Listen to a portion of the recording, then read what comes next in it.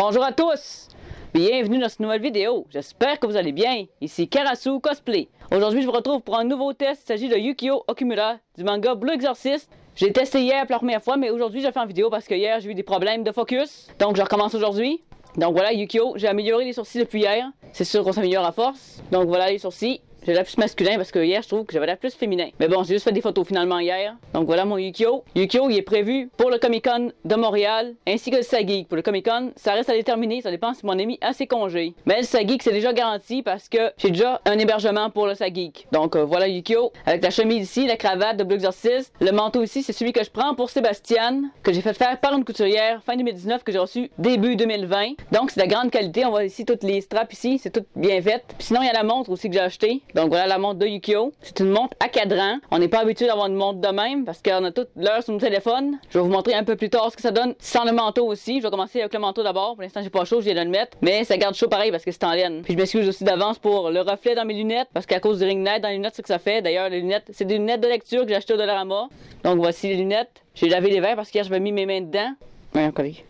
Donc ça, c'est des lunettes de lecture plus 1. Puis mes lentilles normales que j'ai par en dessous parce que oui j'en ai. C'est du moins 7 ici puis du moins 8 là. C'est pour ça que j'ai pris des lunettes de lecture parce que je peux pas prendre mes vraies lunettes. De 1, ils ont pas la bonne forme. Puis en plus, ça m'aurait flingué les yeux. J'aurais vu double parce que la prescription 2 fois c'est pas bon. Donc je préfère pas tenter le coup. Je préfère prendre des lunettes de même parce que Yu-Gi-Oh! Il y a des montures noires. Donc ça le fait. Il y en avait sur eBay aussi. Mais je préfère au Dollarama, c'est moins cher. Je les ai eu plus rapidement aussi. Il y en a aussi de différentes qualités. Il y en a notamment au Pharmaprix et aux Jean Coutu à 12$. Mais pour l'instant, celles-là à 2$ vont faire l'affaire. C'est juste pour un cosplay, c'est pas obligé de coûter cher.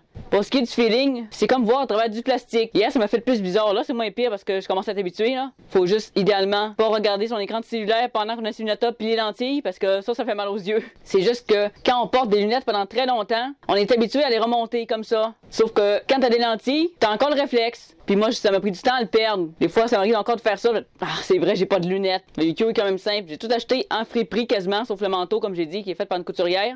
La chemise de base, je l'ai utilisée pour faire Shoto Todoroki à l'Otak 2019. C'était ma première participation. D'ailleurs, j'avais des patchs vertes que j'avais cousues là sur les épaules que j'ai enlevées pour faire Yu-Gi-Oh! Parce que je ne referai plus cette version-là de Shoto. Donc, aussi bien la réutiliser pour un autre cosplay. La cravate, c'est celle de Blue Exorcist. Elle m'a coûté, je pense, 6$. Pas cher quand même. Puis j'ai fait moi-même mon autre cravate grâce à un tuto, comme j'ai dit la dernière fois. C'est pas évident parce que contrairement à mon ami Gucci Cosplay qui fait plusieurs personnages à cravate, moi j'en ai juste 2-3, fait que je suis pas habitué, j'en fais pas souvent, donc c'est toujours à recommencer. Donc je trouve que ça rend quand même bien. Dites-moi ce que vous en pensez, n'hésitez pas.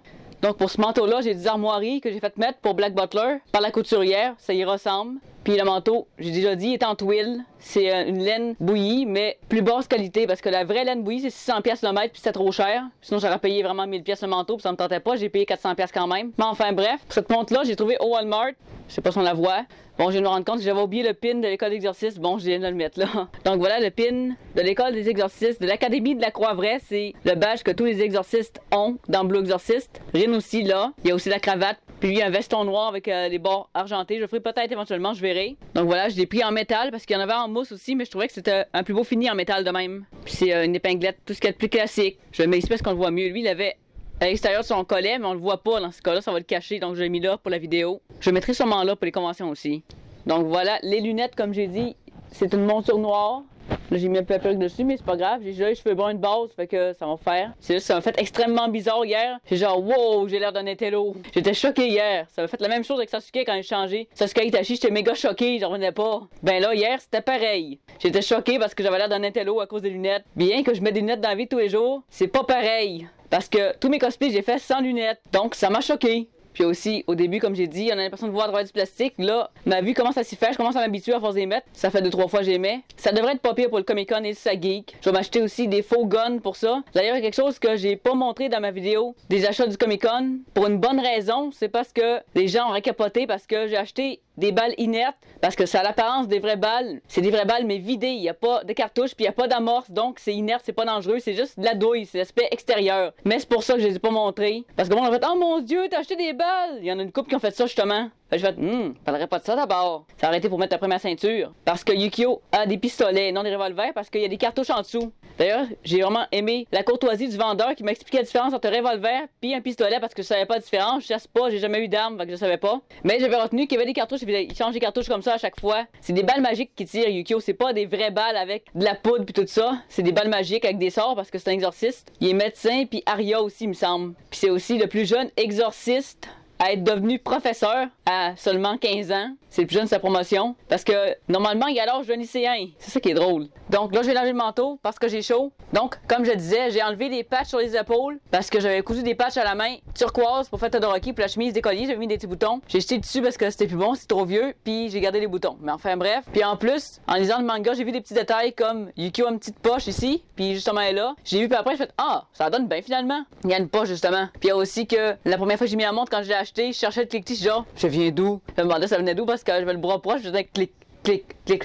Ça vient d'où? Ah, c'est la montre. Je me sens un petit peu ridicule de devoir chercher les clic-tic parce que j'ai jamais de montre à cadran. Parce que des montres de même, j'en ai jamais vraiment eu. J'ai toujours eu des montres numériques parce que j'ai de la misère à lire l'heure sur cadran. Bon, je l'ai appris comme tout le monde, mais ça s'oublie quand on le pratique pas. Puis en plus, en lisant le manga, dans le tome 8, j'ai remarqué que Yukio avait une montre comme ça. Donc c'est pour ça que je l'ai ajouté. Donc ça ajoute du réalisme. Oui, je suis perfectionniste. J'ai vraiment l'œil au détail. Puis à part de ça, la chemise, comme j'ai dit, elle vient de Friperie. Le pantalon aussi, que j'utilise pour Glenn Ichinose. Puis la chemise, ben ça va être pour lui parce que j'ai pas d'autres personnages qui ont une chemise en manche courte. Les autres cosplays que je fais, ils ont des chemises en manche longue. Donc cela va servir pour Yukio exclusivement. Puis en même temps, vu que c'est pour une convention d'été, ça va être pratique parce qu'en manche courte, l'été c'est le fun parce que ça peut aérer. Parce que le manteau en laine, à un moment donné, c'est le fun, mais ça donne chaud. Donc n'hésitez pas à me dire dans les commentaires ce que vous en pensez. Votre avis m'intéresse, que vous soyez cosplayer ou non. Donc voilà la perruque, à quoi ça ressemble. C'est une perruque courte que j'ai coiffée moi-même sur ma tête de perruque parce que c'est pas très précis la tête pour couper le toupette notamment parce que il y a des risques de couper trop court. C'est pour ça que je l'ai juste sur ma tête. Puis Yukio il a un toupette comme ça. Donc je la monte un petit peu plus mais pas trop pour avoir le toupette dans le front vraiment.